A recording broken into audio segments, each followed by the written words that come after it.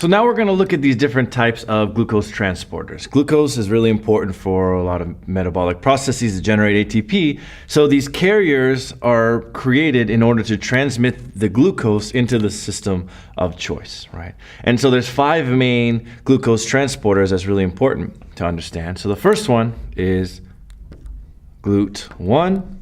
So this is known as the barrier transporter, meaning all of these cells that are involved with the barrier system. So for example, in the brain, the blood-brain barrier, the retina, right? So the eye, blood-brain barrier, during pregnancy, the blood placental barrier, and also during the male reproductive system, the blood testes barrier, right? And so these are present during this time. They have very high affinity, right?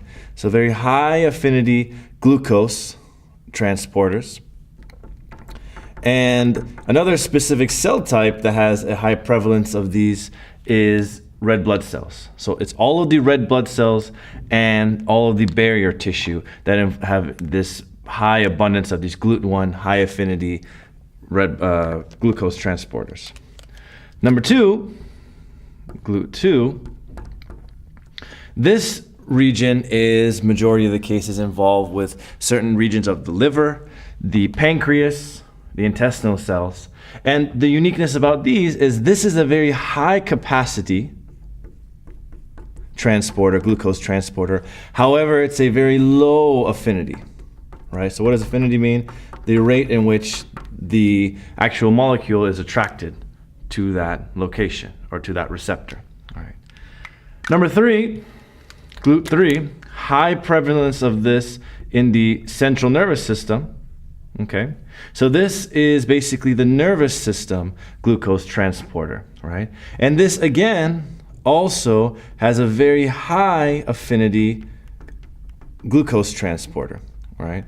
So high affinity, meaning that glucose, whenever it binds to this location, is very favorable situation.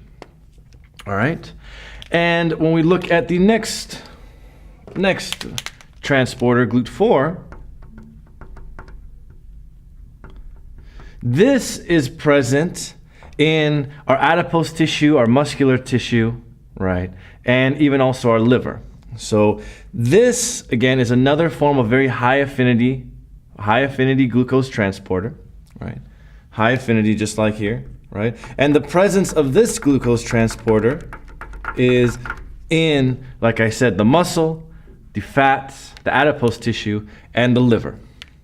And the final transporter, if we look at it, let's see, let's grab green, is not as necessarily even a glucose transporter. GLUT5 is a fructose transporter. High affinity for fructose, right?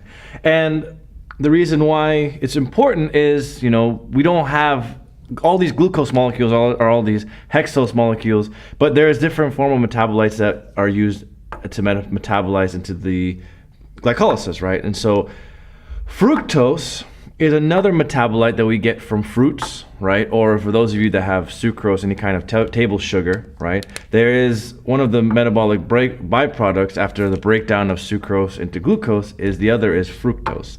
And fructose is carried in to via the GLUT5 transporter, and this mainly is located in regions of the intestinal epithelial and also the regions that involve with spermatozoa. So one of the primary metabolites that the male gametes take advantage of is fructose.